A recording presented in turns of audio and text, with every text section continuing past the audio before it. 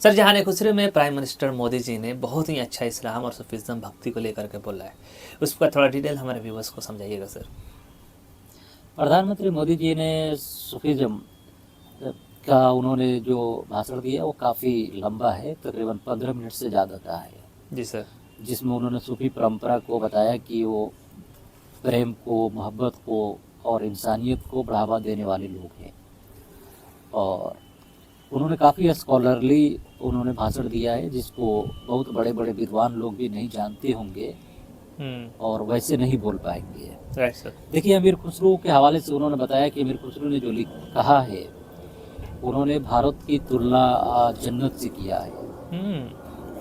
ये उर्दू शायरी की परंपरा भी है और फारसी शायरी की भी, कि जिसमें भारत को वे लोग जन्नत से कंपेयर करते हैं।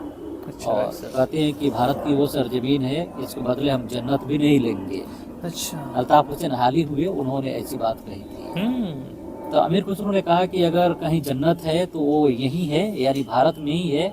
इसके सिवा इसको छोड़ के जन्नत कहीं और नहीं है, स्वर्ग कहीं नहीं है। अरे वाह। तो मोदी जी ने इस अमीर खुसरो के इस हवाले से उन्होंने बात की।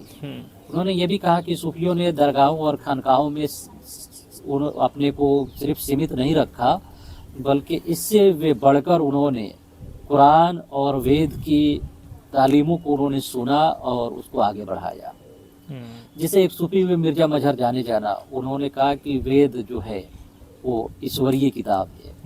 तो मोदी जी इसके जानिब इशारा कर रहे थे।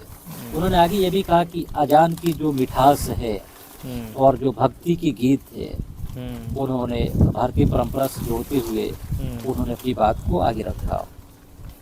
रस खान, कबीर और रहीम खाने खाना की उन्होंने बात की, जो कृष्ण भक्त थे। ये वो कृष्ण भक्त थे जो आज से 600 साल पहले, 500 साल पहले भारत में थे। अमीर खुसरो से लेके रस खान और रहीम, ये सब कृष्ण भक्त थे। उसके अलावा उन्होंने बसंत पंचमी का भी उन्होंने कहा कि अमीर खुसरो का जो बसंत है, तो इसका मतलब कि बसंत पंचमी की जो परंपरा निजामुद्दीन औलिया की खानका और दरगाह में मनाई जाती है, तो वो अमीर खुसरो और निजामुद्दीन औलिया की वो ट्रेडिशन है जो तकरीबन 700 साल पुरानी है, कि उसके जानिब भी उनका इशारा था। इसके अलावा उन्होंने कहा कि जो हजरत निजामुद्दीन औलिया हैं, उन्होंने मोहब्बत के दिया को जलाया। ये बात बड़ी इंटरेस्टिंग है। देखिए, निजामुद्दीन औलिया से दिल्ली के लोग इतना मोहब्बत करते थे कि हर 2 किलोमीटर 2 मील पे वे लोग, जो लोग भी जाते थे जियारत करने के लिए, तीर्थ यात्री जाते थे, वे उन लोगों के लिए हर 2 किलोमीटर 3 किलोमीटर के दायरे में, बर्नी ने लिखा है आज से 700 साल पहले, कि पानी और उस जमाने में शेल्टर बनाते थे ताकि लोगों को धूप न लगे और पानी मिले।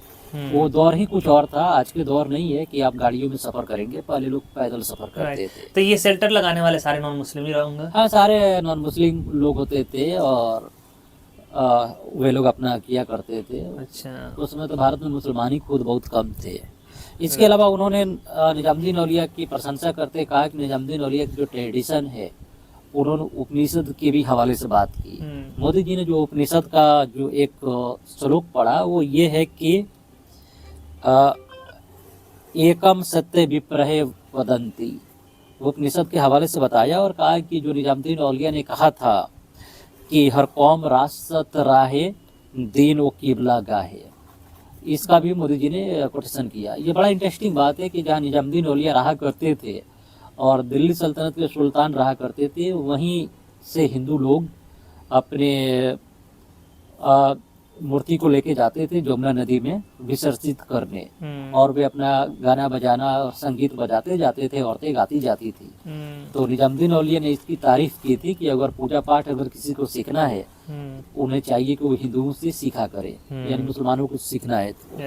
तो इसके अलावा मोदी जी ने इसके जानिब इशारा किया और संगीत के हवाले से बताया कि अमीर खुसरो ने जो संगीत की बात किया है कि भारतीय संगीत ऐसा है कि अगर हिरन भी जंगल में सुन ले तो वो ठहर जाते हैं, अपनी जान की डर छोड़कर वे ठहर के इसको सुना करते थे। ये तानसेन के बारे में भी बात की जाती है, जो अकबर के दरबार में थे। उन्होंने बाबा फरीद की बात की और बुल्ले शाह की जो प्रेम मार्गी है, जो उन्होंने मोहब्बत और इंसानियत का संदेश दिया, उसके हवाले से उन्होंने बात की। कबीर, रहीम, रस खान की कृष्ण भक्ति और भक्ति परंपरा को इन संतों ने एक नया आयाम दिया। ये मोदी जी का भाषण की हम कोट कर रहे हैं कि भक्ति के नया आयाम दिया, कोट एंड कोट, कि कबीर, रहीम और रस खान ने दिया।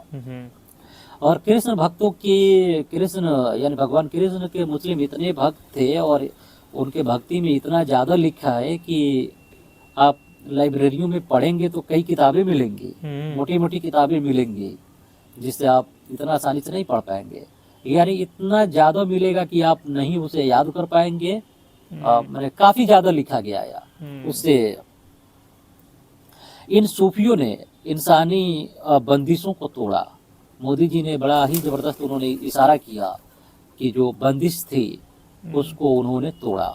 और वो आध्यात्मिक प्रेम की उन्होंने बात की कि इन सूफी संतों ने, निजामुद्दीन औलिया या रस खान, रहीम, इन लोगों ने इंसानी बंदिशों को तोड़कर आध्यात्मिक प्रेम की, स्पिरिचुअल लव की बात की। इसके अलावा रस खान जो खुद ही कृष्ण भक्त थे, यानी भगवान कृष्ण के भक्त थे, उनका उन्होंने दुआ पढ़ा मोदी जी ने। उनका जो दुआ पढ़ा है तो उसको हम पढ़ते हैं। प्रेम हरि को रूप है, क्यों प्रेम हरि स्वरूप, एक होए दुवे लसई, जू सूरज ओ धूप।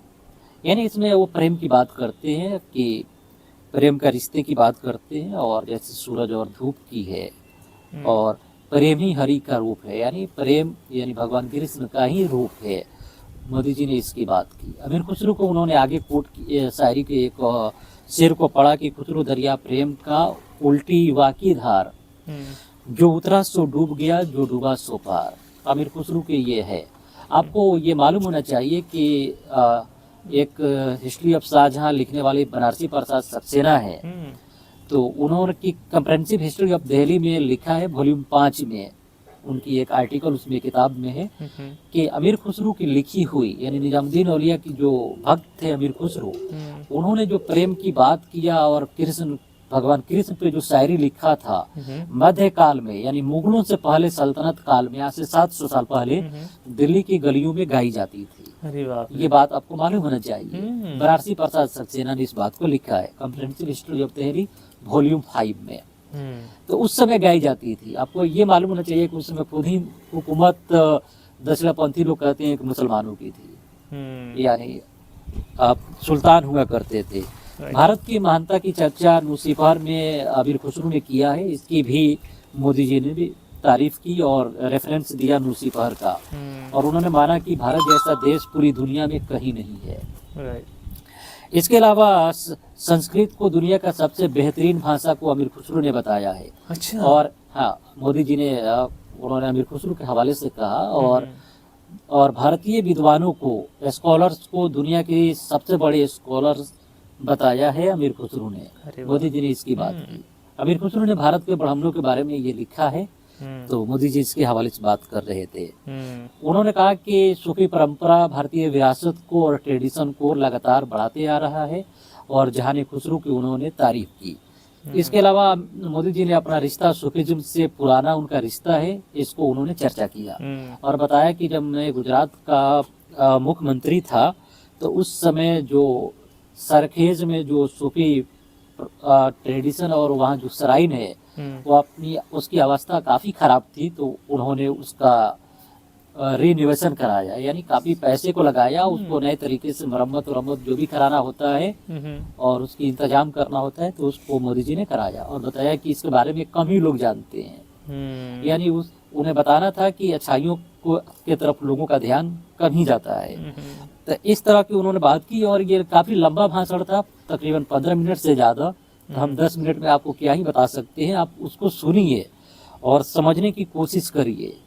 लिसनर होते हैं वो हजार वे में सोचते हैं, उसको सोचिए और समझिए। और भगवान कृष्ण पे सूफियों ने क्या लिखा है इसके बारे में हिंदी काव्य की किताबों में आपको मिल जाएगा। इसको सर्च करिए और उसको पढ़िए, तो आपको मालूम चलेगा कि आज से 700 साल पहले, 800 साल पहले, 500 साल पहले, 200 साल पहले उन लोगों ने क्या क्या लिखा है। रहीम, रस खान, इसके अलावा हजरत अमीर खुसरो या मौलाना हजरत मोहानी, इसके अलावा और भी बहुत सारे कृष्ण भक्त, तो बहुत सारे मुसलमान सूफी और शायर थे, उसके बारे में आपको जानना चाहिए। राइट। मोदी जी का भातर का लब और लिबाब ये था कि सूफियों ने इंसानियत और मोहब्बत को बढ़ावा दिया और इंसानी बंदिशों को तोड़ा, यानी कि बिना भेदभाव का सबको उन्होंने स्वागत किया। बिल्कुल। तो दोस्तों देखा सर ने कैसे नाम और इन्हीं फैक्ट्स आपके लिए बताया। और एक बात और बता देते हैं, मोदी जी की मेमोरी बड़ा स्ट्रांग है। जब वो ईरान गए थे 23 मई 2016 को, तो वहाँ उन्होंने एक मिर्जा गालिब का शेर पढ़ा था। अच्छा। मिर्जा गालिब के शेर को वो फिर उन्होंने कल परसों उन्होंने जहानी खुसरो के प्रोग्राम में यानी 2025 में उन्होंने फिर उसको रिपीट किया। यानी बनारस और कसान की दूरी एक कदम की है। मिर्जा गालिब जो मुगलों के जमाने की, अंग्रेजों के जमाने के शायर हैं, तो उन्होंने ये शायरी लिखा है। ये भी बात आपको मालूम होना चाहिए कि मिर्जा गालिब ने काशी यानी बनारस को, शहर को बड़ा ही तारीफ किया है। अच्छा। इतना तारीफ किया है कि आप उम्मीद नहीं कर सकते। और बनारस के ऊपर उनकी एक मसनवी भी है मिर्जा गालिब की, तो आप उसको भी कभी सर्च करके पढ़िए। तो मोदी जी काफ़ी, उनका मेमोरी स्ट्रांग है और उनकी स्कॉलरिटी इतना ज़्यादा है कि बड़े बड़े विद्वान मुकाबला नहीं कर सकते। बिल्कुल। जो भी बात होता है वो वेल रिसोर्स्ड होता है। एनीवेज, सर ने आप